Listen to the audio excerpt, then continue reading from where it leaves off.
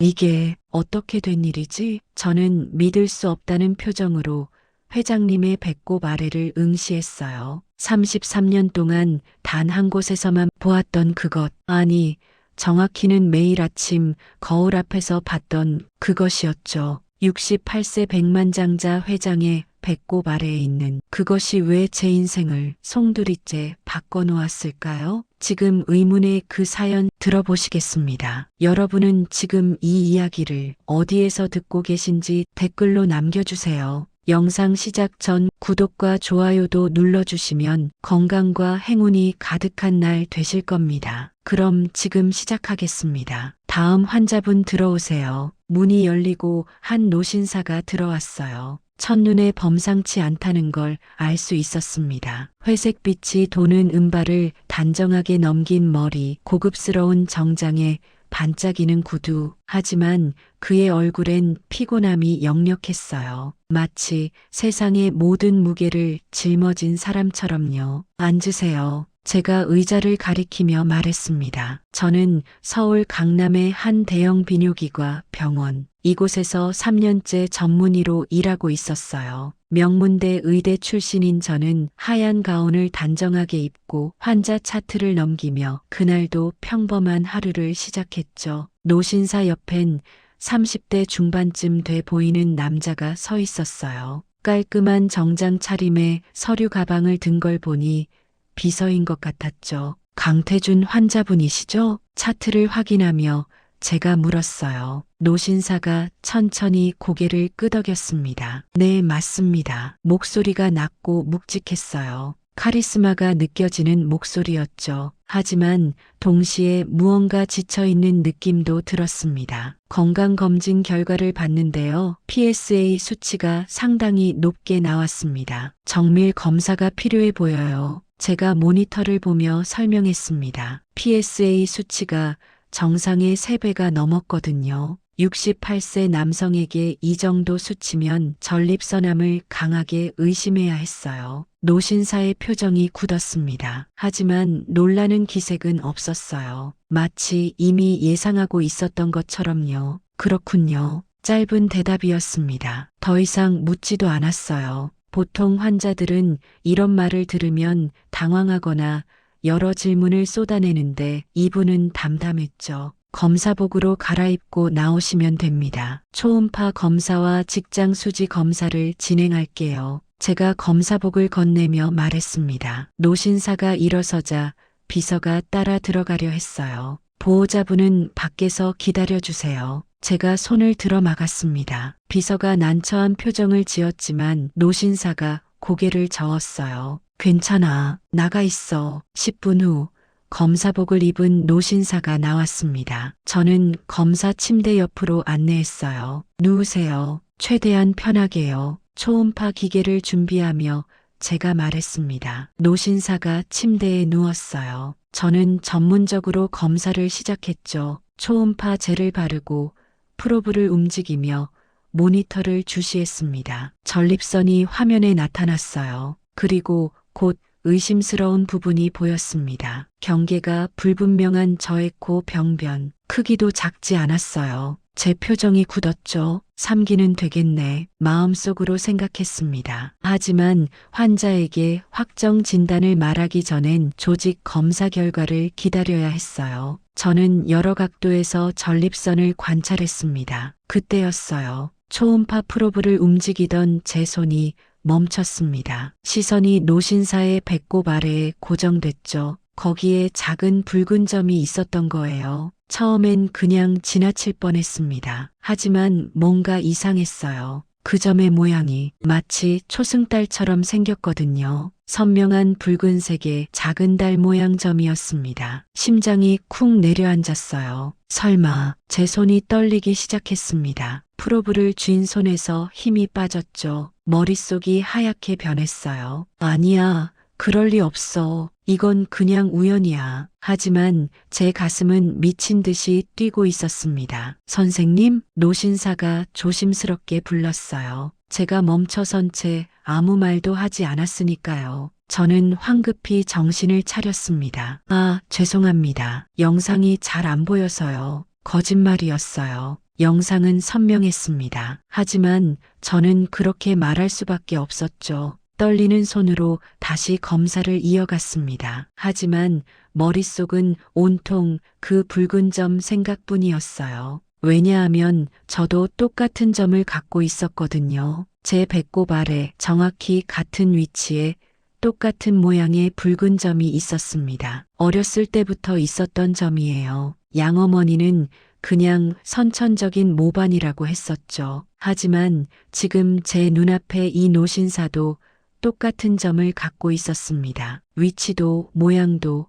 크기까지 정확히 같았어요. 이건 우연이 아니야. 제 손이 더욱 떨렸습니다. 겨우 검사를 마무리한 저는 최대한 침착한 척했어요. 검사 끝났습니다. 옷 갈아입고 나오세요. 노신사가 탈의실로 들어가자 저는 참지 못하고 화장실로 뛰어갔습니다. 문을 잠그고 거울 앞에 섰어요. 떨리는 손으로 가운을 들어 올렸습니다. 그리고 제 배를 봤어요. 배꼽 아래 그곳에 있었습니다. 초승달 모양의 붉은 점. 제가 평생 당연하게 여겼던 이 점이 지금은 전혀 다르게 보였어요. 도대체 이게 뭐지? 작게 중얼거렸습니다. 다리에 힘이 풀렸어요. 세면대를 붙잡고 겨우 버텼죠. 숨이 가빠졌습니다. 33년 전 제가 보육원에서 발견됐을 때의 이야기가 떠올랐어요. 쪽지 한 장과 함께 버려진 아기. 이름은 지우입니다. 잘 부탁드립니다. 그게 전부였죠. 제 과거에 대해 아는 건 그것뿐이었습니다. 3살 이전의 기억은 전혀 없었어요. 가끔 꿈에서 희미하게 누군가의 품이 느껴질 때가 있었지만 그게 진짜 기억인지 아닌지조차 확신할 수 없었죠. 설마 저 사람이? 생각만으로도 숨이 막혔습니다. 하지만 저는 고개를 저었어요. 아니야, 말도 안 돼. 세상에 같은 점을 가진 사람이 둘뿐이겠어? 그냥 우연이야. 스스로를 다독이며 진료실로 돌아왔습니다. 노신사가 이미 옷을 갈아입고 앉아 있었어요. 저는 의자에 앉아 차트를 펼쳤습니다. 검사 결과상 제 목소리가 떨렸어요. 침을 삼키고 다시 말했습니다. 전립선암이 강하게 의심됩니다. 조직 검사를 해봐야 정확한 진단이 가능해요. 노신사의 얼굴에 변화가 없었습니다. 담담한 표정으로 제 말을 들었어요. 그렇군요. 3기 정도로 보입니다. 하지만 조직 검사 결과를 봐야 정확한 병기를 알 수 있어요. 다음 주에 검사 예약을 잡겠습니다. 제가 설명했습니다. 노신사는 고개를 끄덕였어요. 선생님, 솔직히 말씀해 주세요. 제게 얼마나 시간이 남았습니까? 갑작스러운 질문이었습니다. 저는 그의 눈을 봤어요. 그 눈엔 두려움이 없었습니다. 오히려 담담함 그리고 깊은 슬픔이 있었죠. 아직 확정 진단이 아닙니다. 하지만 적절한 치료를 받으시면 제가 원하는 건 위로가 아닙니다. 노신사가 제 말을 끊었어요. 목소리가 낮고 단호했습니다. 제게 남은 시간이 얼마나 되는지 알고 싶습니다. 해야 할 일이 있거든요. 오래전부터 미뤄왔던 일이요. 저는 잠시 망설였습니다. 그리고 조심스럽게 입을 열었어요. 3기라면 적극적인 치료를 받으셔야 합니다. 수술과 항암 치료를 병행하면 5년 생존율이 70% 정도 됩니다. 5년. 노신사가 작게 중얼거렸어요. 그리고 쓸쓸하게 웃었습니다. 5년이면 충분하군요. 무슨 의미인지 몰랐어요. 하지만 그의 표정엔 묘한 체념이 서려 있었습니다. 마치 오래전부터 이 순간을 각오하고 있었던 것처럼요. 노신사가 일어섰습니다. 그리고 명함 하나를 꺼내 제게 건넸어요. 혹시 급한 일이 있으면 연락 주세요. 24시간 받을 수 있습니다. 명함을 받아든 저는 깜짝 놀랐습니다. 태준그룹 회장 강태준, 들어봤어요. 국내 10대 기업 중 하나였죠. 건설과 유통을 주력으로 하는 대기업이었습니다. 감사합니다, 회장님. 제가 정중하게 말했어요. 회장이 고개를 끄덕이고 문으로 향했습니다. 하지만 문 앞에서 멈춰 섰어요. 그리고 저를 돌아봤습니다. 선생님, 혹시 가족은 있으십니까? 갑작스러운 질문에 저는 당황했어요. 네, 양부모님이 계십니다. 양부모님이요? 회장의 눈빛이 미묘하게 변했습니다. 뭔가 감정이 스친 것 같았어요. 하지만 곧 평소의 무표정으로 돌아왔죠. 그렇군요. 좋은 하루 되세요, 선생님. 회장이 나가고 문이 닫혔습니다. 저는 멍하니 앉아 있었어요. 명함을 내려다봤죠. 강태준, 그리고 제 배를 만져봤습니다. 옷 위로도 그 작은 점이 느껴졌어요. 설마, 정말 설마. 하지만 제가 그 의문을 풀기도 전에 상황은 예상치 못한 방향으로 흘러갔습니다. 그날 밤 받게 될 전화 한 통이 모든 걸 바꿔놓을 줄은 꿈에도 몰랐죠. 800. 그날 밤 집에 돌아온 저는 침대에 앉아 한참을 멍하니 있었습니다. 회장의 얼굴이 계속 떠올랐어요. 그리고 그 붉은 점이요. 저는 거울 앞에 섰습니다. 옷을 들어 올리고 제 배를 봤어요. 배꼽 아래 초승달 모양의 붉은 점. 어렸을 때부터 당연하게 여겼던 이 점이 이제는 전혀 다르게 보였습니다. 손가락으로 조심스럽게 만져봤어요. 약간 도드라진 느낌이 있었죠. 왜 저 회장님도 똑같은 점을 갖고 있는 거지? 머릿속이 복잡했습니다. 의학적으로 생각해봐도 이건 단순한 우연이 아니었어요. 같은 위치에 같은 모양으로 똑같은 점을 가질 확률은 거의 없거든요. 특히나 이렇게 특이한 초승달 모양은요. 저는 휴대폰을 집어들었습니다. 한참을 망설이다가 전화를 걸었어요. 여보세요? 양어머니의 목소리가 들렸습니다. 따뜻하고 정겨운 목소리였어요. 엄마, 저예요. 어머, 우리 딸. 무슨 일이야? 이 밤에 시계를 보니 밤 11시가 넘어 있었습니다. 하지만 저는 참을 수가 없었어요. 엄마, 제가 보육원에 있을 때 이야기 좀 해주세요. 전화기 너머로 잠시 침묵이 흘렀습니다. 어머니가 한숨을 쉬는 소리가 들렸어요. 왜 갑자기? 무슨 일 있어? 아니에요. 그냥 궁금해서요. 제가 정확히 몇 살 때 보육원에 있었어요? 3살이었어. 너를 처음 봤을 때가 생생해. 다른 아이들보다 유난히 조용했거든. 울지도 않고 그냥 창밖만 바라보고 있더라. 가슴이 먹먹해졌습니다. 3살, 기억이 시작되기 전의 나이였어요. 엄마, 혹시 그때 저랑 같이 있던 물건이나 쪽지 아직 있어요? 응, 엄마가 다 보관하고 있어. 언젠가 내가 물어볼 줄 알았거든. 심장이 빠르게 뛰었습니다. 뭐가 있었어요? 쪽지가 하나 있었어. 이름은 지우입니다. 잘 부탁드립니다라고 적혀 있었지. 그리고 어머니가 말을 멈췄습니다. 그리고요? 작은 은팔찌가 하나 있었어. 아기용 팔찌였는데 거기에 이름이 새겨져 있더라. 제 손이 떨렸습니다. 무슨 이름이요? 태준이라고 새겨져 있었어. 전화기를 쥔 손에서 힘이 빠졌습니다. 태준, 강태준, 오늘 진료했던 그 회장님의 이름이었어요. 지우야, 왜 그래? 무슨 일이야? 어머니의 걱정스러운 목소리가 들렸지만 저는 대답할 수가 없었습니다. 머릿속이 하얗게 변했어요. 엄마, 그 팔찌 아직 있어요? 응, 엄마가 소중하게 보관하고 있어. 언젠가 내가 필요할 것 같아서 내일 뵈러 갈게요. 그 팔찌 좀 봐야겠어요. 전화를 끊고 저는 침대에 주저앉았습니다. 온몸이 떨렸어요. 설마, 정말 설마 그럴까요? 저는 노트북을 켰습니다. 그리고 강태준 회장을 검색했어요. 수많은 기사가 쏟아졌습니다. 태준그룹 회장, 68세, 건설과 유통업계의 거물. 하지만 제 눈을 사로잡은 건 30년 전 기사였어요. 태준그룹 회장 아들 부부 교통사고로 사망, 3살 손녀 실종. 기사를 클릭했습니다. 손이 떨려서 마우스를 제대로 잡을 수가 없었어요. 30년 전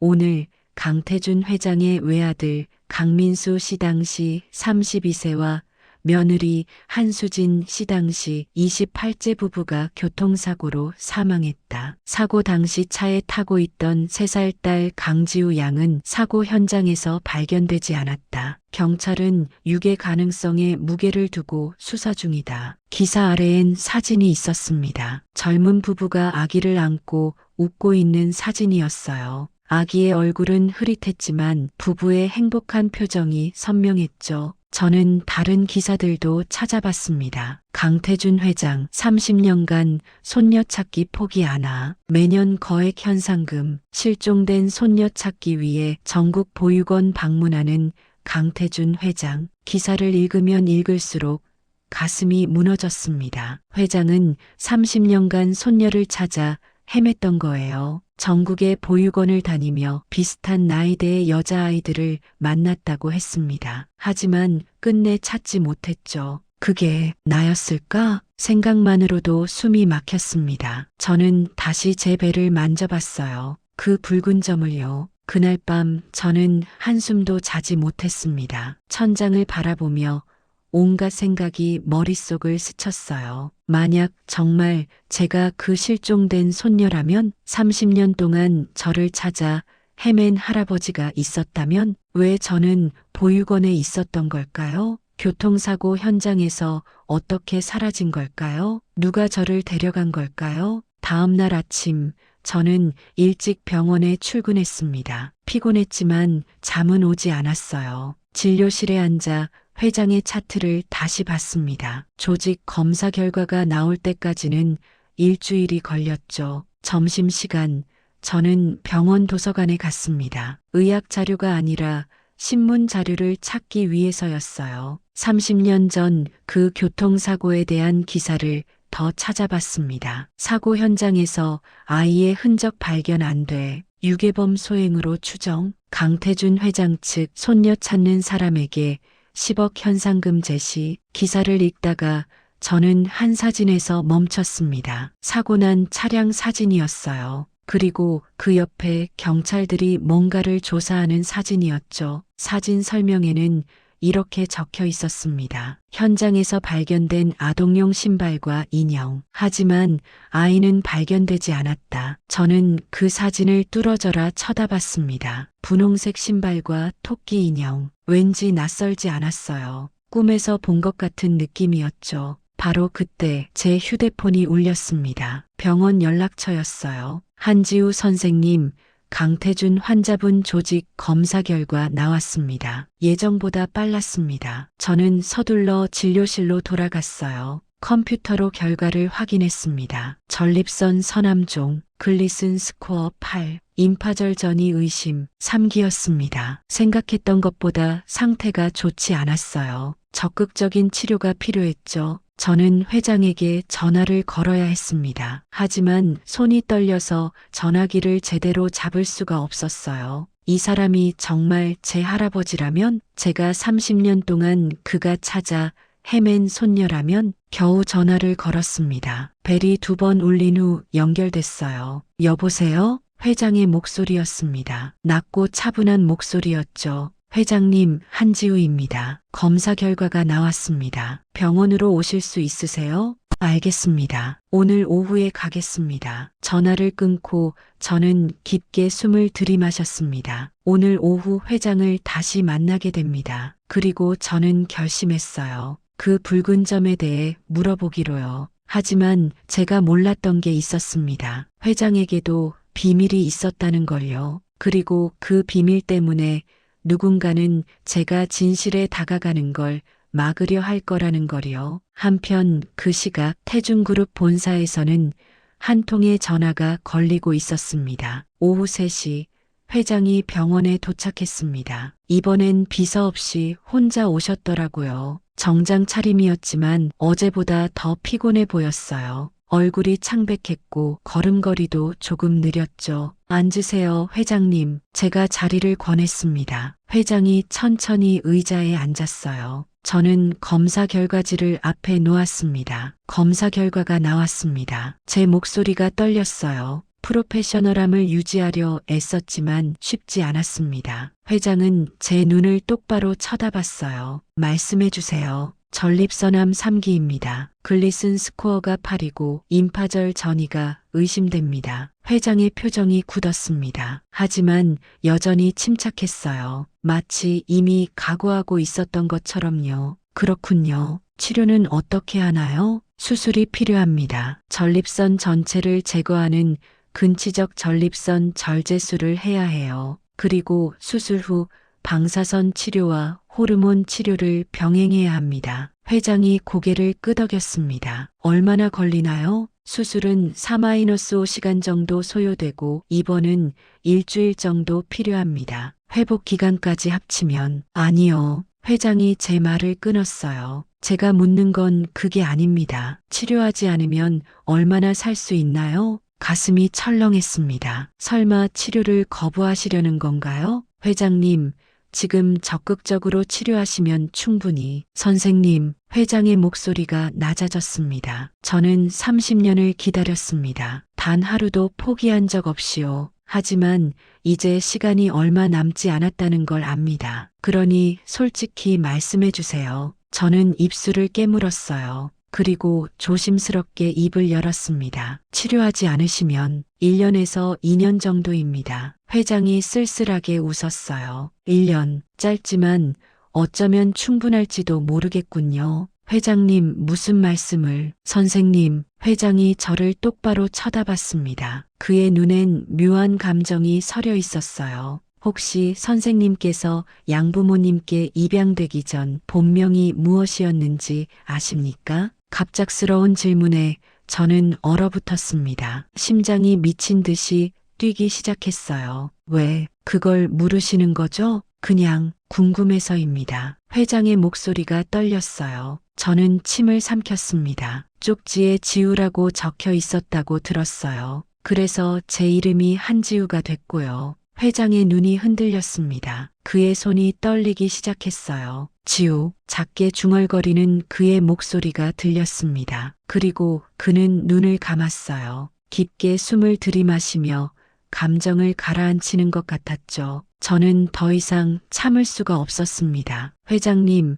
제가 여쭤봐도 될까요? 혹시 회장님께서 30년 전에 손녀를 잃으셨나요? 회장이 눈을 떴습니다. 그 눈엔 눈물이 고여 있었어요. 네, 제 외아들 부부가 교통사고로 돌아가셨습니다. 그리고 차에 타고 있던 3살 손녀가 사라졌죠. 지우라는 이름이 제 손녀였습니다. 제 눈에서도 눈물이 흘러내렸어요. 손이 떨렸습니다. 회장님, 혹시 손녀분께 특별한 특징이 있었나요? 회장이 천천히 고개를 끄덕였습니다. 배꼽 아래에 붉은 점이 있었습니다. 초승달 모양이요. 태어날 때부터 있던 점이었죠. 제 입에서 신음이 새어나왔어요. 온몸에 전율이 흘렀습니다. 회장님, 떨리는 손으로 저는 제 가운을 들어 올렸습니다. 그리고 제 배를 보여드렸어요. 배꼽 아래 초승달 모양의 붉은 점이 선명했습니다. 회장이 의자에서 일어났어요.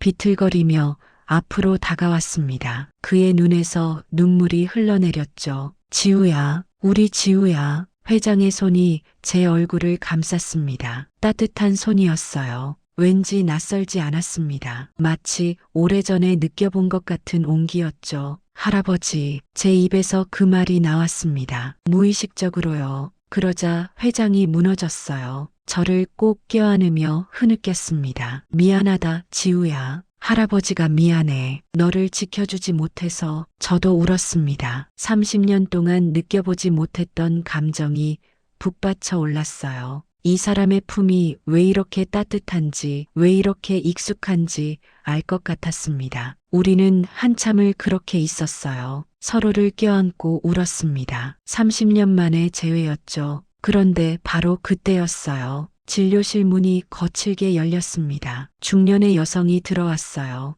값비싼 명품 옷을 입고 화려한 액세서리를 한 여성이었죠. 도대체 무슨 짓이에요? 여자가 날카롭게 소리쳤습니다. 회장이 놀라서 저를 놓았어요. 여자는 저를 쏘아보며 다가왔습니다. 당신이 누군데 우리 남편을 꿰어내는 거죠? 저는 회장님의 담당 의사입니다. 부인이신가요? 제가 침착하게 물었어요. 여자가 콧방귀를 뀌었습니다. 부인이요? 난 강태준 회장의 아내 윤소희예요. 그런데 의사가 환자를 껴안고 있다고요? 회장이 앞으로 나섰어요. 소혜, 오해야. 이 사람은 오해라고요? 내가 지금 제정신이 아닌 줄 아세요? 윤소희가 저를 위아래로 훑어봤습니다. 경멸하는 듯한 눈빛이었어요. 젊은 여자 의사가 환자한테 접근하는 수법 뻔하죠. 돈 노리고 그러는 거잖아요. 제 얼굴이 화끈거렸습니다. 하지만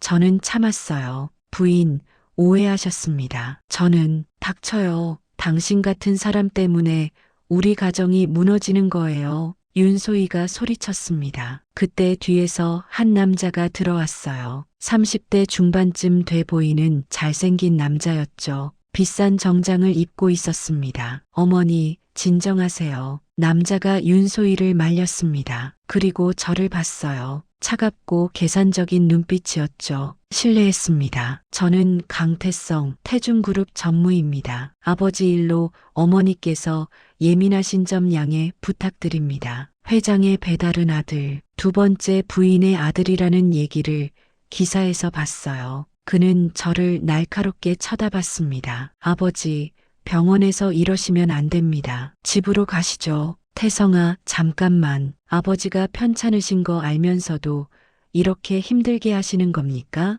태성이 저를 보며 말했어요. 비난하는 투였죠. 여러분, 지금 이 이야기가 궁금하지 않으세요? 구독과 좋아요 눌러주시면 큰 힘이 됩니다. 회장이 제 손을 잡으려 했지만 윤소희가 가로막았습니다. 가요. 당장. 그들은 회장을 데리고 나갔어요. 회장이 뒤돌아보며 제게 눈짓을 했습니다. 미안하다는 눈빛이었죠. 진료실 문이 닫혔습니다. 저는 멍하니 서 있었어요. 방금 뭐가 어떻게 된 거죠? 휴대폰이 울렸습니다. 모르는 번호였어요. 받자마자 낮은 목소리가 들렸습니다. 한지우 선생님이시죠? 강태준 회장님께 더 이상 접근하지 마세요. 당신이 누군지 모르겠지만 우리 가족에게 피해를 주면 가만두지 않겠습니다. 전화가 끊겼습니다. 윤소희나 태성 중 한 명이었을 거예요. 저는 의자에 주저앉았습니다. 방금 할아버지를 찾았는데 누군가는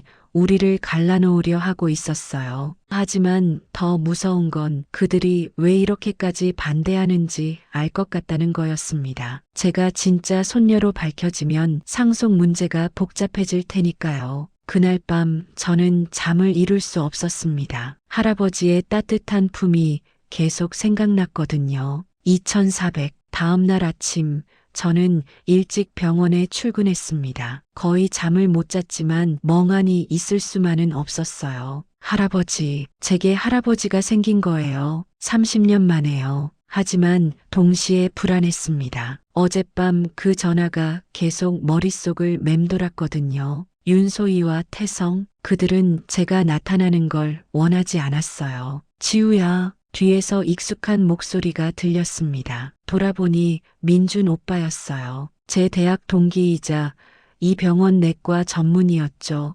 유일하게 제 과거를 아는 사람이었습니다. 오빠, 무슨 일 있어? 얼굴이 왜 그래? 어젯밤에 연락했는데 안 받더라. 민준 오빠가 걱정스러운 얼굴로 물었어요. 저는 주위를 둘러본 뒤 그를 빈 상담실로 데려갔습니다. 오빠, 믿기지 않는 일이 생겼어. 그리고 저는 어제 있었던 일을 다 말했어요. 강태준 회장의 붉은 점, 30년 전 실종 사건, 그리고 어제의 재회까지요. 민준 오빠는 점점 놀란표로 제 이야기를 들었습니다. 잠깐, 그러니까 지금 너는 태중그룹 회장의 손녀라는 거야? 아직 확실하진 않아. 하지만 붉은 점이 똑같고 이름도 지우고 나이도 맞고 DNA 검사는 했어? 민준 오빠가 물었어요. 저는 고개를 저었습니다. 아직 어제 너무 갑작스럽게 일이 벌어져서 지우야,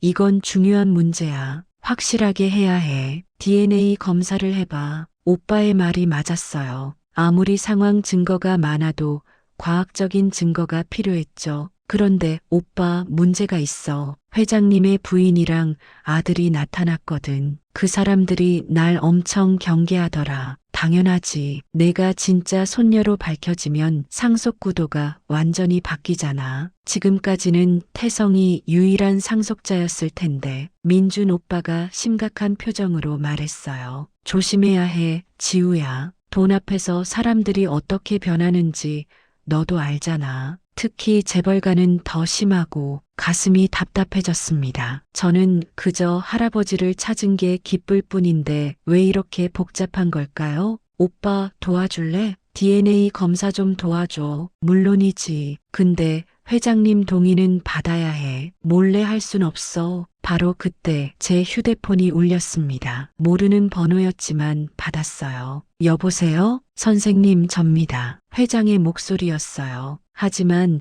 어제보다 훨씬 약하게 들렸습니다. 회장님, 괜찮으세요? 네. 어젯밤 집에 돌아간 후로 통증이 심해져서요. 혹시 오늘 시간 되시면 지금 당장 병원으로 오세요. 응급실로 바로 오시고요. 저는 다급하게 말했습니다. 전화를 끊고 민준 오빠를 봤어요. 오빠, 회장님이 응급실로 오신대. 같이 가줄래? 그래, 가자. 30분 후 회장이 응급실에 도착했습니다. 이번엔 정말 혼자 오셨더라고요. 얼굴이 새하얗게 질려 있었고 식은땀을 흘리고 계셨어요. 회장님, 제가 달려갔습니다. 회장은 제 손을 꼭 잡았어요. 지우야, 미안해. 어젯밤에. 괜찮아요. 지금은 치료가 먼저예요. 저는 신속하게 검사를 시작했습니다. 민준 오빠도 함께 도와줬어요. 혈압이 떨어져 있었고 소변에서 피가 섞여 나왔습니다. 암이 방광까지 침범한 것 같아요. 지금 당장 입원하셔야 합니다. 제가 말하자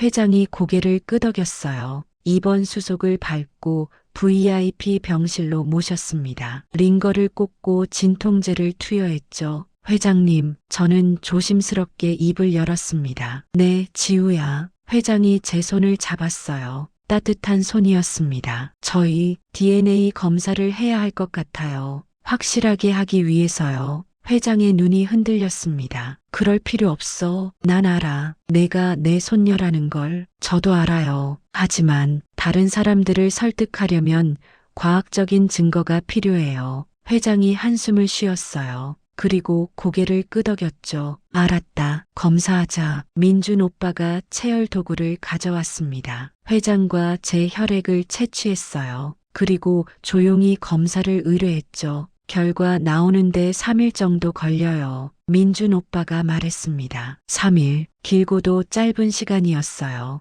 회장님, 이제 좀 쉬세요. 제가 옆에 있을게요. 제가 말하자 회장이 제 손을 더 꽉 잡았습니다. 지우야, 할아버지가 할 이야기가 있어. 30년 전 그날에 대해서. 괜찮아요. 나중에 들어도. 아니야. 지금 말해야 해. 시간이 얼마 없을지도 모르니까. 회장의 목소리가 떨렸어요. 저는 의자를 당겨 앉았습니다. 30년 전 그날 내 엄마 아빠는 너를 데리고 제주도로 여행을 가는 길이었어. 하지만 고속도로에서 대형 트럭과 충돌했지. 내 부모님은 그 자리에서 돌아가셨어. 회장의 눈에서 눈물이 흘러내렸습니다. 경찰이 현장에 도착했을 때 차에는 내 부모님만 있었어. 너는 없었지. 신발 한 짝과 인형만 남아 있었고 저도 눈물이 났어요. 경찰은 유괴라고 결론 내렸어. 누군가 사고를 틈타 너를 데려간 거라고. 하지만 난 믿을 수 없었지. 누가 왜 너를 데려갔는지. 그래서 30년 동안 저를 찾으신 거예요? 그래. 전국의 보육원을 다 다녔어. 비슷한 나이의 여자아이들을 만날 때마다 혹시나 했지. 하지만 너를 찾지 못했어. 회장이 흐느꼈습니다. 저는 그의 손을 꼭 잡았어요. 이제 찾으셨잖아요. 할아버지. 바로 그때였어요. 병실 문이 열렸습니다. 윤소희와 태성이 들어왔어요. 그들의 표정은 어제보다 더 차갑고 날카로웠습니다. 도대체 무슨 짓이에요? 윤소희가 소리쳤습니다. 당신이 우리 남편을 입원시킨 거예요? 허락도 없이? 부인, 회장님 상태가 위급해서. 닥쳐요. 당신 같은 사기꾼 때문에 우리 가족이 엉망이 되고 있어요. 태성이 앞으로 나섰습니다. 그의 눈빛이 차가웠어요. 한지우 선생님, 우리가 조사해 봤습니다. 당신이 보육원 출신이라는 거, 그리고 갑자기 우리 아버지한테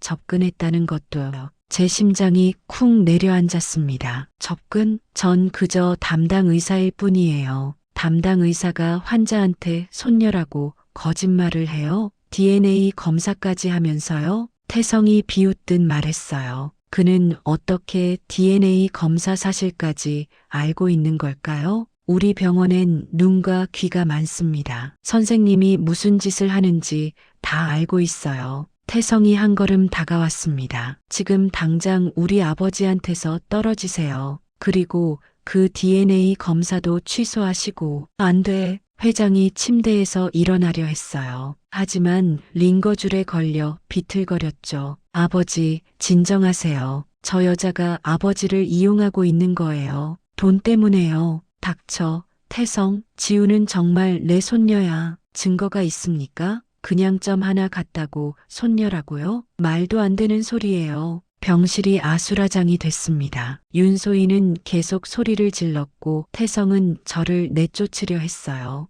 회장은 그들을 말리느라 애쓰고 계셨죠. 그때 민준 오빠가 들어왔습니다. 그의 얼굴이 창백했어요. 지우야, 큰일 났어. 왜 오빠? DNA 검사 샘플이 사라졌어. 누가 검사실에서 가져간 것 같아. 제 머릿속이 하얗게 변했습니다. 검사 샘플이 사라졌다고요? 누가? 왜? 윤소희와 태성을 봤어요. 그들의 표정에 미묘한 미소가 떠올랐습니다. 그들이 한 짓이었어요. 분명히요. 하지만 증거는 없었습니다. 그들은 제가 할아버지의 손녀라는 걸 증명하지 못하게 막으려는 거였어요. 그리고 지금 회장님은 점점 약해지고 계셨습니다. 오빠, 다시 검사할 수 없어요? 제가 다급하게 물었습니다. 민준 오빠가 고개를 저었어요. 샘플을 다시 채취해야 하는데 지금 상황에선 어려울 것 같아. 저 사람들이 가만히 있지 않을 거야. 윤소희가 승리한 듯 웃었습니다. 이제 알겠어요? 당신이 아무리 발버둥 쳐도 소용없어요. 우리 남편은 제가 지킵니다. 태성이 회장에게 다가갔어요. 아버지, 집으로 가시죠. 여기 있으면 건강만 더 나빠져요. 안 돼. 난 여기 있을 거야. 회장이 단호하게 말했습니다. 하지만 목소리에 힘이 없었어요. 링거를 맞고 있지만 얼굴은 점점 창백해지고 있었죠. 아버지, 태성의 목소리가 높아졌습니다. 저 여자가 무슨 수작을 부리는지 모르세요? DNA 검사까지 하려고 했잖아요. 분명히 조작하려던 거예요. 조작? 제가요? 제 목소리도 높아졌습니다. 참을 수 없었어요. 검사 샘플을 없앤 건 누구죠? 진실이 밝혀지는 게 두려우니까 그런 거 아니에요? 윤소희의 얼굴이 일그러졌습니다. 뭐라고? 감히 우릴 의심해? 증거나 있어? 증거는 없었습니다. 하지만 분명히 그들의 짓이었어요. 민준 오빠가 제 어깨를 잡았습니다. 지우야, 진정해. 지금은 바로 그때였어요. 회장이 갑자기 가슴을 움켜쥐었습니다. 얼굴이 더욱 창백해지며 식은땀이 흘렀어요. 회장님, 저는 달려갔습니다. 회장의 맥박을 재봤어요. 너무 빨랐습니다. 혈압 모니터가 경고음을 냈죠. 혈압이 떨어지고 있어요. 오빠, 응급 카트. 민준 오빠가 재빨리 움직였습니다. 저는 회장을 눕히고 산소 마스크를 씌웠어요. 지우야. 회장이 제 손을 잡았습니다. 힘없는 손길이었어요. 괜찮으실 거예요. 제가 있잖아요. 눈물이 났습니다. 이제 막 찾은 할아버지인데 이렇게 잃을 순 없었어요. 응급처치를 하고 회장의 상태가 조금 안정됐습니다. 하지만 여전히 위험했어요. 암이 빠르게 진행되고 있었습니다. 수술을 해야 해요. 지금 당장. 제가 말했습니다. 윤소희가 비웃었어요. 수술? 당신이 집도한다고요? 절대 안 돼요. 우리 남편을 당신한테 맡길 순 없어요.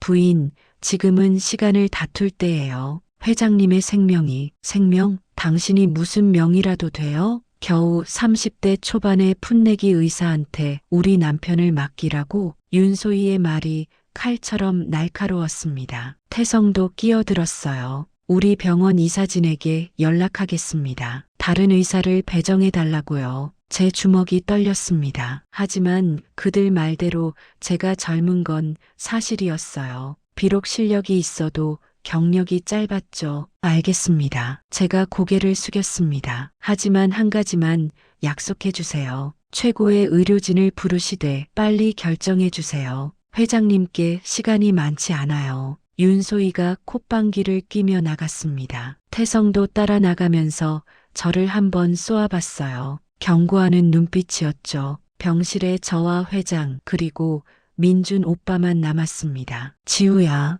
회장이 약하게 불렀어요. 저는 그의 곁으로 다가갔습니다. 할아버지, 미안하구나. 할아버지가 너를 지켜주지 못해서. 아니에요. 괜찮아요. 저는 회장의 손을 꼭 잡았습니다. 그의 손이 차가웠어요. 지우야, 할아버지 책상 서랍에 빨간 봉투가 있어. 그걸 가져와 줄 수 있겠니? 빨간 봉투요? 응, 거기에 내가 알아야 할 것들이 들어있어. 30년 전 그날의 진실이. 회장의 목소리가 점점 작아졌습니다. 저는 고개를 끄덕였어요. 알겠어요. 가져올게요. 그리고 지우야. 회장이 제 얼굴을 쳐다봤습니다. 눈물이 고인 눈으로요. 할아버지를 용서해 줄 수 있겠니? 너를 30년 동안 못 찾아서, 너를 지켜주지 못해서. 할아버지, 제 눈에서도 눈물이 흘렀습니다. 할아버지 잘못이 아니에요. 아무도 예상 못한 일이었잖아요. 저는 회장을 꼭 껴안았습니다. 그의 품에서 묘한 안정감이 느껴졌어요. 어렸을 때 느꼈던 그 온기였죠. 그날 밤 저는 회장 곁을 지켰습니다. 윤소희와 태성은 다시 오지 않았어요. 아마 다른 의료진을 섭외하느라 바빴겠죠. 새벽 2시쯤 회장이 잠든 사이 저는 조용히 병실을 나왔습니다. 민준 오빠가 복도에서 커피를 마시고 있었어요. 지우야, 괜찮아? 오빠, 저 지금 가야 할 곳이 있어요. 어디? 회장님 댁이요. 빨간 봉투를 가져와야 해요. 민준 오빠가 놀란 표정을 지었어요. 지금 혼자? 네, 할아버지가 부탁하셨어요. 위험해. 윤소희랑 태성이 있을 텐데. 괜찮아요. 조용히 다녀올게요. 저는 병원을 나왔습니다. 택시를 타고 회장 댁으로 향했어요. 성북동에 있는 대저택이었죠. 기사에서 본 적이 있었습니다. 새벽의 저택은 조용했습니다. 경비를 어떻게 지나갈까 고민했는데 회장이 준 명함에 비밀번호가 적혀 있었어요. 쪽문을 열고 조용히 들어갔습니다. 넓은 정원을 지나 본관으로 향했어요. 어둠 속에서도 저택의 웅장함이 느껴졌죠. 그런데 이상했습니다. 이 정원이 왠지 낯설지 않았어요. 발을 멈췄습니다. 정원 한가운데 분수가 있었어요. 달빛에 반짝이는 물줄기를 보자 머릿속에 뭔가 스쳤습니다. 지우야, 분수 예쁘지? 누군가의 목소리가 들리는 것 같았어요. 따뜻하고 부드러운 목소리였죠. 아빠의 목소리였을까요? 아니면 할아버지의? 저는 고개를 저었습니다. 지금은 감상에 젖을 때가 아니었어요. 본관 문을 열고 안으로 들어갔습니다. 회장의 서재는 2층에 있었어요. 문을 열자 책 냄새가 났습니다. 큰 책상과 빼곡한 책장, 그리고 벽에 걸린 가족 사진들이 보였어요. 손전등을 켜고 사진들을 봤습니다. 젊은 시절의 회장, 그리고 아들 가족 사진, 아기를 안고 웃고 있는 부부의 모습이 있었어요. 저 아기가 나였을까? 가슴이 뭉클했습니다. 저는 책상으로 다가가 서랍을 열었어요. 첫 번째, 두 번째 서랍엔 서류들만 있었습니다. 세 번째 서랍을 열자 빨간 봉투가 보였어요. 조심스럽게 꺼냈습니다. 봉투가 꽤 두꺼웠어요. 뭔가 많이 들어있는 것 같았죠. 열어볼까 고민하다가 그냥 가방에 넣었습니다. 할아버지와 함께 봐야 할 것 같았어요. 서재를 나서려는데 복도에서 발소리가 들렸습니다. 제 심장이 쿵 내려앉았어요. 불이 켜지고 목소리가 들렸습니다. 누구야? 태성의 목소리였어요. 저는 재빨리 서재 안으로 들어가 문을 닫았습니다. 하지만 이미 늦었어요. 발소리가 점점 가까워졌습니다. 문이 열렸어요. 태성이 서 있었습니다. 그의 얼굴이 일그러졌어요. 한지우, 도둑질하러 온 거야? 아니에요. 회장님이 부탁하신 게. 거짓말. 우리 집에 무단 침입한 거야. 경찰 부를 거야. 태성이 휴대폰을 꺼냈습니다. 저는 빨간 봉투를 꼭 움켜쥐었어요. 이건 절대 빼앗길 수 없었습니다. 이 안에 30년 전의 진실이 들어있다고 할아버지가 말씀하셨으니까요. 경찰 부르기 전에 이것 좀 보세요. 저는 빨간 봉투를 들어 올렸습니다. 태성의 눈이 그 봉투에 고정됐어요. 그게 뭔데? 회장님이 30년 동안 보관하신 거예요. 제게 가져오라고 하셨고요. 거짓말. 태성이 다가와 봉투를 빼앗으려 했습니다. 저는 뒤로 물러섰어요. 이건 할아버지 것이에요. 제 거고요. 할아버지, 아직도 그 거짓말을 해? 태성의 목소리가 차가웠습니다. 하지만 그의 눈엔 불안함이 스쳐 지나갔어요. 이 봉투가 뭔지 궁금한 거였죠. 그럼 같이 열어볼까요? 여기 뭐가 들었는지. 제가 봉투를 열려고 하자 태성이 손을 뻗었습니다. 안 돼. 그 순간 봉투가 찢어졌어요. 안에서 사진들과 서류들이 쏟아져 내렸습니다. 바닥에 흩어진 사진들을 보고 저는 숨이 멎었어요. 3살쯤 돼 보이는 여자아이 사진이었습니다. 정원에서 뛰어놀고 할아버지 품에 안겨 웃고 분수 앞에서 손을 흔들고 있는 아이였죠. 그리고 그 아이의 배를 찍은 사진도 있었어요. 배꼽 아래 초승달 모양의 붉은 점이 선명했습니다. 이게 저예요. 제 목소리가 떨렸습니다. 사진 속 아이의 얼굴이 어렴풋이 기억났어요. 아니, 기억이라기보다는 느낌이었죠. 저 아이가 바로 저였다는 확신이 들었습니다. 태성이 사진을 집어들었어요. 그의 얼굴이 창백해졌습니다. 이건 아니야. 조작된 거야. 조작이요? 30년 된 사진을 어떻게 조작해요? 저는 다른 서류들도 주었습니다. 출생증명서, 병원 기록, 그리고 사건 당일 경찰 조서까지 있었어요. 조서를 읽는 순간 몸이 얼어붙었습니다. 사고 당시 목격자 진술사고 직후 검은색 세단이 현장에 정차했으며 한 여성이 차에서 아이를 안고 나오는 것이 목격됨. 여성은 30대 후반으로 추정되며 아이를 안고 재빨리 다른 차량에 태우고 사라졌다는 증언. 누군가 일부러 저를 데려간 거예요. 제가 중얼거렸습니다. 이건 단순 유괴가 아니었어요. 계획된 범죄였죠. 그리고 여기 목격자가 여자의 차량 번호 일부를 기억했다고 나와 있네요. 더 읽어 내려가던 제 손이 멈췄습니다. 조서 끝에 작은 메모가 있었어요. 회장의 필기체였죠. 차량 추적 결과 윤소의 명의의 차량과 일치. 하지만 당시 그녀는 알리바이 있음. 조사 중단. 심장이 쿵 내려앉았습니다. 윤소희, 지금 회장의 부인인 그 여자요. 이게 무슨... 바로 그때 복도에서 목소리가 들렸습니다. 태성아, 무슨 일이야?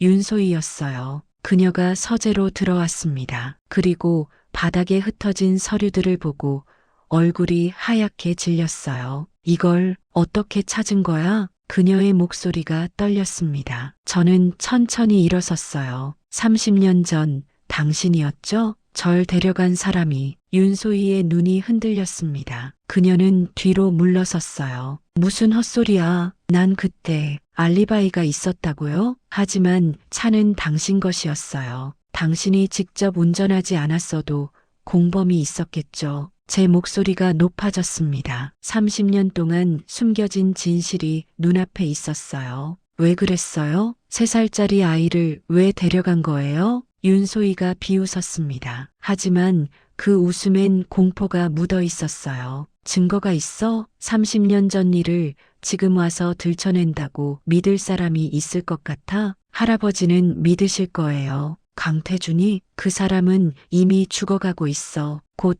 아무것도 기억 못할 거야. 윤소희의 말에 제 피가 거꾸로 솟았습니다. 뭐라고요? 그 사람 암이 얼마나 퍼졌는지 알아? 머지않아 의식도 잃을 거야. 그럼 당신 같은 사기꾼은 아무것도 증명 못해. 태성이 어머니를 말렸어요. 어머니, 그만하세요. 하지만 윤소희는 멈추지 않았습니다. 30년 동안 내가 얼마나 기다렸는지 알아? 저 손녀만 없으면 모든 재산이 내 아들 것이 되는데 갑자기 나타나서 다 망치려고. 그래서 제 DNA 샘플도 없앤 거죠? 제가 물었습니다. 윤소희가 빙긋 웃었어요. 영리하네. 그래, 내가 없앴어. 그리고 앞으로도 어떤 증거든 다 없앨 거야. 저는 휴대폰을 꺼냈습니다. 그리고 녹음 버튼을 눌렀어요. 이미 대화는 다 녹음되고 있었죠. 이 녹음이 증거가 될 것 같아요?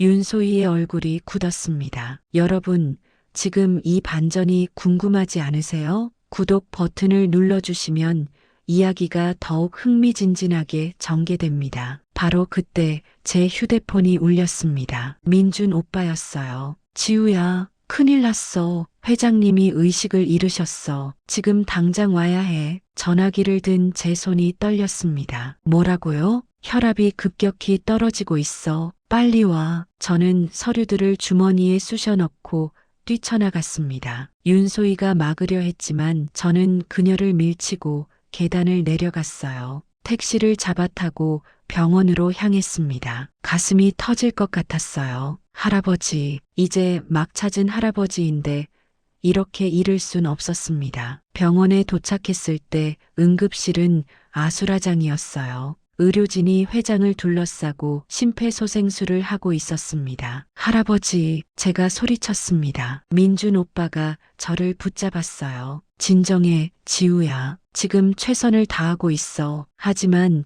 저는 진정할 수 없었습니다. 유리창 너머로 보이는 할아버지의 창백한 얼굴, 가슴에 올려진 제세동기, 의료진의 긴박한 움직임, 심폐소생술 5분째, 반응 없음, 에피네프린 일엠기 추가 투여, 계속 가슴 압박, 의사들의 목소리가 들렸습니다. 제 다리가 후들거렸어요. 민준 오빠가 저를 부축했죠. 시간이 멈춘 것 같았습니다. 10분이 지나고 15분이 지났어요. 심장은 여전히 뛰지 않았습니다. 선생님, 더 이상은 간호사가 조심스럽게 말했습니다. 의사가 시계를 봤어요. 이제 곧 사망 선고를 하려는 거였죠. 안 돼. 제가 문을 박차고 들어갔습니다. 저 해볼게요. 다른 의사들이 놀라서 저를 봤어요. 하지만 저는 회장에게 달려갔습니다. 그리고 가슴 압박을 시작했어요. 할아버지, 깨어나세요. 제발요. 아직 할 이야기가 많이 남았잖아요. 30년 동안 못한 이야기들이요. 눈물이 뚝뚝 떨어졌습니다. 할아버지를 이렇게 보낼 순 없어요. 이제 막 찾았는데 제 손에 힘을 줬습니다. 계속 가슴을 압박했어요. 1분, 2분, 3분. 한 선생님, 누군가 제 어깨를 잡았습니다. 하지만 저는 멈추지 않았어요. 조금만 더요. 조금만. 바로 그 순간이었어요. 심전도 모니터에서 작은 파동이 나타났습니다. 비, 비, 비. 심박동 돌아왔어요. 간호사가 외쳤습니다. 회장의 가슴이 다시 움직이기 시작했어요. 하지만 여전히 의식은 없었습니다. 그리고 의사는 엄숙한 표정으로 고개를 저었어요. 회장은 이제 인공호흡기에 의존해야 했고 깨어날 확률은 매우 낮았습니다. 한편 저택에서는 윤소희가 변호사에게 긴급 전화를 걸고 있었습니다. 중환자실. 회장은 인공호흡기에 연결된 채 의식이 없었습니다. 심전도 모니터의 규칙적인 신호음만이 그가 아직 살아있다는 걸 증명했어요. 저는 유리창 밖에서 그를 지켜봤습니다. 면회 시간엔 제한이 있었고 보호자만 들어갈 수 있었거든요. 그리고 법적 보호자는 윤소희였죠. 지우야, 좀 쉬어야 해. 밤새 한숨도 안 잤잖아. 민준 오빠가 걱정스럽게 말했습니다. 하지만 저는 고개를 저었어요. 못 쉬어요. 저 사람들이 뭘 할지 몰라요. 제 예감은 틀리지 않았습니다. 오전 10시 윤소희가 변호사 2명과 함께 나타났어요. 그들은 병원 원장실로 들어갔죠. 뭔가 꾸미고 있는 거야. 민준 오빠가 중얼거렸습니다. 저는 원장실 앞 복도에서 기다렸어요. 30분 후 문이 열렸습니다. 윤소희가 나왔어요. 그녀의 얼굴엔 승리한 듯한 미소가 있었죠. 제 심장이 쿵 내려앉았습니다. 한지우 선생님, 원장이 저를 불렀어요. 저는 조심스럽게 방으로 들어갔습니다. 원장의 표정이 굳어 있었어요. 선생님, 강태준 환자 건으로 보호자 측에서 공식적인 항의가 들어왔습니다. 항의요? 선생님이 환자와 부적절한 관계를 맺고 있으며 치료 과정에서 여러 문제가 있었다고 주장하고 있습니다. 특히 환자 가족의 동의 없이 DNA 검사를 시도한 것과 그건 회장님이 동의하셨어요. 제가 항변했습니다. 하지만 원장은 고개를 저었어요. 환자분이 현재 의식이 없는 상태입니다. 그리고 법적 보호자인 부인께서 모든 치료에 대한 결정권을 갖고 계십니다. 원장님, 그 사람들이 거짓말을 하고 있어요. 진실은 한 선생님, 원장이 손을 들어 제 말을 막았습니다. 이 건에서 손을 떼세요. 다른 의료진이 맡을 겁니다. 그리고 당분간 휴가를 사용하시는 게 좋겠습니다. 휴가요? 지금 회장님은 이건 명령입니다. 원장의 목소리가 단호했어요. 저는 주먹을 꽉 쥐었습니다. 하지만 어쩔 수 없었죠. 병원 내에서 원장의 권한은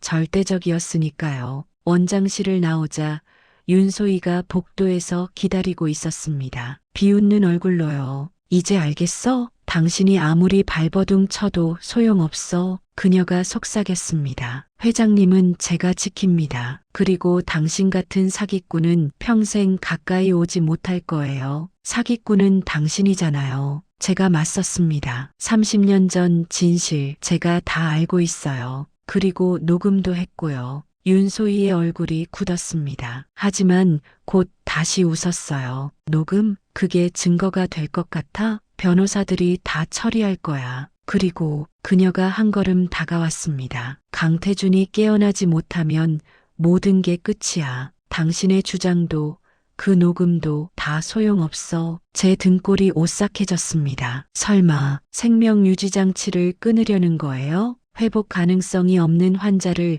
무의미하게 연명시키는 건 비윤리적이죠. 의사 선생님이 더 잘 아시잖아요. 윤소희가 차갑게 웃었습니다. 그리고 태성과 함께 사라졌어요. 저는 그 자리에 얼어붙어 섰습니다. 이건 살인이에요. 계획된 살인이었죠. 지우야, 민준 오빠가 달려왔습니다. 방금 들었어? 저 여자가. 들었어요. 오빠, 우리 어떡해요? 경찰에 신고해야 해. 지금 당장. 하지만 증거가 녹음만으로는 부족할 거예요. 제가 고개를 저었습니다. 그때 제 휴대폰이 울렸어요. 모르는 번호였습니다. 여보세요? 한지우 선생님이십니까? 저는 이정민 변호사라고 합니다. 강태준 회장님의 개인 변호사였습니다. 회장님의 변호사요? 네. 회장님께서 한 달 전 저를 찾아오셨습니다. 그리고 봉인 문서 하나를 맡기셨죠. 만약 자신이 의식을 잃거나 사망할 경우 한지우 선생님께 전달하라고 하셨습니다. 제 심장이 빠르게 뛰었습니다. 그게 무엇인가요? 유언장입니다. 그리고 30년 전 사건에 대한 모든 증거 자료입니다. 회장님은 오래전부터 진실을 알고 계셨어요. 지금 만날 수 있을까요? 물론입니다. 제 사무실로 오시겠습니까? 전화를 끊고 저는 민준 오빠를 봤어요. 오빠, 희망이 생겼어요. 1시간 후 저는 변호사 사무실에 있었습니다. 이정민 변호사는 50대 중반의 신중해 보이는 남자였어요. 그는 두꺼운 봉투를 꺼냈습니다. 회장님은 3년 전부터 건강이 안 좋아지셨어요. 그때부터 준비하신 겁니다. 봉투를 열자 유언장과 함께 수많은 서류가 나왔습니다. 사진, 조사 기록, 사설 탐정, 보고서까지요. 회장님은 30년 동안 손녀를 찾으면서 사건도 조사하셨습니다. 그리고 3년 전 결정적인 증거를 찾으셨죠. 변호사가 한 서류를 꺼냈습니다. 사고 당일 윤소희의 차량이 사고 현장 근처에 있었던 것은 사실입니다. 하지만 운전자는 그녀가 아니었어요. 고용된 사람이었죠. 누굴 고용한 거예요? 윤소희는 당시 회장님의 비서였습니다. 회장님의 아들, 즉 선생님의 아버지와 경쟁 관계였죠. 아들이 후계자가 되면 자신의 입지가 사라질까봐 두려워했습니다. 변호사가 또 다른 서류를 보여줬어요. 사고는 우연이 아니었습니다. 누군가 트럭 운전사에게 돈을 주고 사고를 유도했어요. 그리고 사고 직후 윤소희의 지시를 받은 사람이 선생님을 데려갔습니다. 제 손이 떨렸습니다. 왜 날 죽이지 않고 보육원에 버린 거죠? 아마도 양심의 가책이 있었거나 아니면 나중을 위해 카드로 남겨두려 했던 것 같습니다. 하지만 회장님이 30년 동안 포기하지 않고 찾자 점점 불안해진 거죠. 그래서 제가 나타나자 없애려고 한 거군요. 변호사가 고개를 끄덕였습니다. 이 서류들은 법적 효력이 있습니다. 경찰에 제출하면 윤소희는 살인교사와 유괴 혐의로 기소될 거예요. 저는 서류를 꼭 쥐었습니다. 이제 증거가 있었어요. 30년 만에 진실을 밝힐 수 있는 증거가요. 그리고 이게 유언장입니다. 변호사가 또 다른 문서를 건넸어요. 저는 떨리는 손으로 유언장을 펼쳤습니다. 내가 이 세상을 떠나기 전 반드시 내 손녀 지우를 찾아야 한다. 만약 찾지 못하고 떠난다면 이 유언장을 통해 진실이 밝혀지길 바란다. 내 모든 재산은 손녀 강지우에게 상속한다. 그리고 윤소희와 강태성에게는 뒷부분을 읽고 저는 숨이 막혔습니다. 오빠, 빨리 병원으로 가요. 저는 서류를 챙겨 들고 뛰쳐나갔습니다. 직감이 왔어요. 윤소희가 곧 움직일 거라는 직감이요. 병원에 도착했을 때 중환자실 앞은 술렁이고 있었습니다. 윤소희와 태성이 의사 여러 명과 이야기하고 있었어요. 생명유지장치 중단에 동의합니다. 남편이 더 이상 고통받는 걸 원하지 않아요. 윤소희의 목소리가 들렸습니다. 안 돼요. 제가 소리쳤습니다. 모두가 저를 돌아봤어요. 한 선생님, 지금 무슨, 이 사람들은 회장님을 죽이려는 거예요. 저는 서류를 들어 올렸습니다. 여기 30년 전 진실이 다 들어 있어요. 윤소혜 씨, 당신이 제 부모님을 죽이고 절 유괴한 증거가요. 윤소희의 얼굴이 하얗게 변했습니다. 태성이 앞으로 나섰어요. 무슨 헛소리야. 증거도 없이. 증거 있어요. 회장님이 3년 동안 모은 모든 증거가 여기 있어요. 사고 조작, 유괴, 그리고 살인 교사까지요. 제 목소리가 떨렸지만 단호했습니다. 경찰이 곧 올 거예요. 그리고 당신들은 벌을 받을 거예요. 바로 그 순간이었어요. 중환자실 안에서 경보음이 울렸습니다. 회장의 심박수가 급격히 떨어지고 있었던 거예요. 회장님, 저는 중환자실로 뛰어들어갔습니다. 의료진이 저를 막으려 했지만 저는 뿌리쳤어요. 할아버지, 깨어나세요. 이제 다 끝났어요. 진실을 밝혔어요. 그러니 제발 깨어나세요. 제 눈물이 회장의 손 위로 떨어졌습니다. 그리고 그 순간 기적이 일어났어요. 회장의 손가락이 미세하게 움직였습니다. 눈꺼풀이 떨렸고 천천히 눈을 떴어요. 지우야. 회장의 목소리가 들렸습니다. 약하지만 분명한 목소리였어요. 저는 그의 손을 꼭 쥐었습니다. 할아버지, 정말 깨어나셨어요. 눈물이 멈추지 않았어요. 회장이 천천히 고개를 돌려 저를 봤습니다. 그의 눈에서도 눈물이 흘러내렸어요. 우리 손녀, 미안하다. 할아버지가 늦었구나. 아니에요. 이제 다 괜찮아요. 저는 그의 손에 입을 맞췄습니다. 의료진이 급히 달려와 회장의 상태를 확인했어요. 기적적으로 활력 징후가 안정되고 있었습니다. 중환자실 밖에서는 윤소희와 태성이 창백한 얼굴로 서 있었어요. 그들은 이미 끝났다는 걸 알고 있었죠. 윤소혜 씨, 강태성 씨, 뒤에서 목소리가 들렸습니다. 경찰이었어요. 제가 미리 연락한 겁니다. 30년 전 교통사고 조작 및 유괴 사건 관련해서 동행해 주셔야겠습니다. 이건 오해예요. 윤소희가 소리쳤습니다. 하지만 경찰은 차갑게 수갑을 채웠어요. 변호사 만나서 할 말 하세요. 그리고 회장님이 의식을 되찾으셨으니 직접 증언도 들을 수 있을 겁니다. 태성은 아무 말도 하지 못했어요. 그저 고개를 떨군 채 연행되어 갔죠. 사실 태성은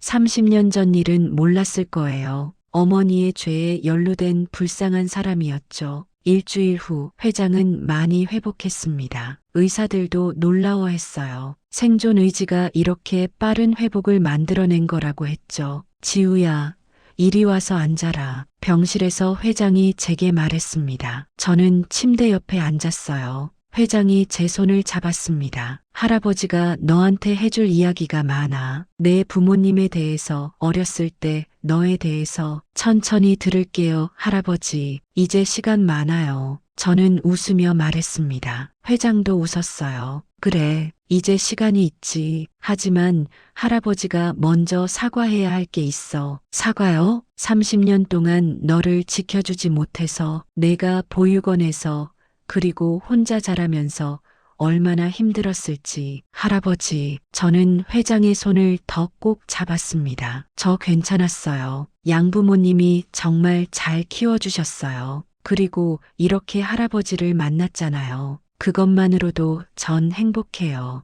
회장이 고개를 끄덕였습니다. 그리고 서랍에서 작은 상자를 꺼냈어요. 이걸 내게 주고 싶구나. 상자를 열자 작은 은팔찌가 들어 있었습니다. 아기용 팔찌였어요. 거기엔 태준이라고 새겨져 있었죠. 이건 양어머니가 말씀하신 그 팔찌예요. 그래, 내가 태어났을 때 할아버지가 직접 만들어준 거야. 태준이라는 내 이름을 새겨서 넣어줬지. 우리 손녀가 할아버지를 항상 기억하라고. 저는 팔찌를 손에 쥐었습니다. 30년 만에 제품으로 돌아온 팔찌였어요. 그리고 지우야, 할아버지가 내게 부탁이 있어. 뭐든지 말씀하세요. 할아버지 수술 좀 해주겠니? 내가 집도하는 수술이면 할아버지는 안심이야. 저는 놀라서 회장을 봤어요. 제가요? 하지만 너는 훌륭한 의사야. 그리고 할아버지의 손녀지. 누구보다 할아버지를 아끼는 사람이고, 그러니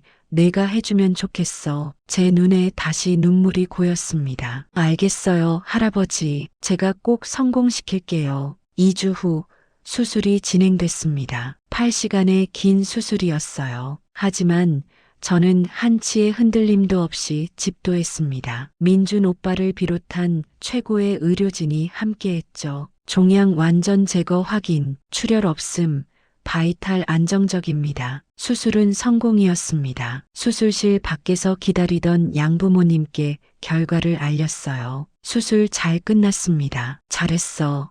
우리 딸, 양어머니가 저를 꼭 안아주셨습니다. 양아버지도 제 어깨를 토닥여 주셨어요. 그들은 제가 진짜 가족을 찾은 것에 대해 진심으로 기뻐해 주셨죠. 엄마, 아빠, 감사해요. 저를 여기까지 키워주셔서. 무슨 소리야. 우린 내가 행복하면 그걸로 충분해. 6개월 후 회장은 완전히 회복했습니다. 암세포도 모두 제거됐고 건강검진 결과도 깨끗했어요. 할아버지, 오늘 뭐 하고 싶으세요? 제가 물었습니다. 요즘 저는 주말마다 할아버지를 만나러 갔거든요. 저 정원을 같이 걸을까? 내가 어렸을 때 자주 뛰어놀던 곳이야. 좋아요. 우리는 정원을 천천히 걸었습니다. 분수가 햇살에 반짝이고 있었어요. 지우야, 기억나니? 여기서 내가 자꾸 넘어져서 할아버지가 얼마나 놀랐는지 흐릿하게 기억나요. 따뜻한 손이 저를 잡아줬던 것 같아요. 그게 할아버지 손이었어. 우리는 벤치에 앉았습니다. 회장이 하늘을 올려다봤어요. 지우야, 내 부모님도 하늘에서 기뻐하실 거야. 우리가 다시 만난 거려. 그러게요. 엄마, 아빠, 저도 하늘을 봤습니다. 구름 사이로 햇살이 비쳐내렸어요. 보고 싶지만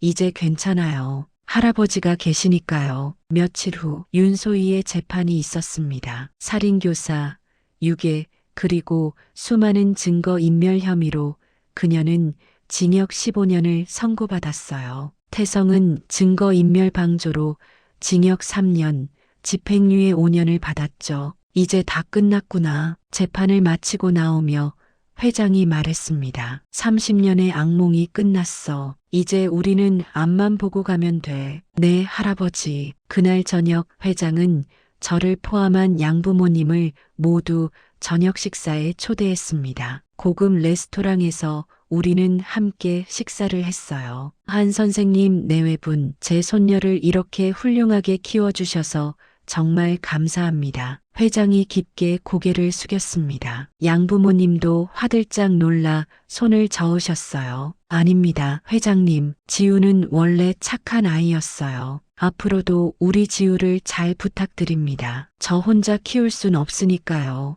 회장이 웃으며 말했습니다. 그 말에 모두가 웃었어요. 따뜻하고 행복한 순간이었습니다. 1년 후 저는 병원에서 승진했습니다. 비뇨기과 과장이 됐어요. 그리고 회장은 태중그룹 이사회에 제게 이사직을 제안했지만 저는 거절했습니다. 할아버지, 전 의사가 좋아요. 환자들을 돕는 게 제 꿈이었어요. 그래, 알아. 할아버지는 내가 하고 싶은 대로 하길 바란단다. 회장은 제 선택을 존중해 주셨어요. 대신 병원에 거액을 기부하셔서 암 환자들을 위한 재단을 만드셨죠. 재단 이름은 지우희망재단이었습니다. 이 재단으로 너처럼 가족을 잃고 힘들어하는 사람들을 도울 거야. 어느 봄날 저는 양부모님과 회장님을 모시고 부모님 산소를 찾았습니다. 30년 만에 부모님께 인사드리는 날이었어요. 엄마, 아빠, 지우예요. 이제 다 괜찮아요. 할아버지를 찾았어요. 그리고 저 잘 지내고 있어요. 묘비 앞에 무릎을 꿇고 말했습니다. 회장도 옆에 무릎을 꿇었어요. 민수야, 수진아, 미안하다. 내가 지우를 지켜주지 못해서. 하지만 이제 내가 잘 돌볼게. 약속한다. 우리는 한참을 그렇게 있었습니다. 봄바람이 벚꽃잎을 흩날리며 지나갔어요. 집으로 돌아오는 길, 회장이 제 손을 잡았습니다. 지우야, 고맙다. 할아버지한테 돌아와줘서. 할아버지야말로 고마워요. 저를 찾아줘서. 앞으로 우리 함께 오래오래 행복하게 살자. 네, 할아버지. 약속해요. 그렇게 우리의 이야기는 새로운 시작을 맞았습니다. 30년의 이별은 길었지만 이제 앞으로 함께할 시간이 더 많이 남아 있었어요. 그리고 그 시간을 우리는 사랑과 행복으로 채워갈 겁니다. 여러분, 이 긴 이야기를 끝까지 들어주셔서 감사합니다. 가족의 소중함, 포기하지 않는 사랑에 대해 생각해보는 시간이 되셨길 바랍니다. 오늘도 여러분의 가족을 꼭 안아주세요. 그리고 사랑한다고 말해주세요. 이 영상이 도움이 되셨다면 구독과 좋아요 부탁드립니다. 한마디 남겨주시면 복 받으실 거예요. 구독과 좋아요는 큰 힘이 됩니다. 다음에도 더 감동적인 이야기로 찾아뵙겠습니다. 감사합니다.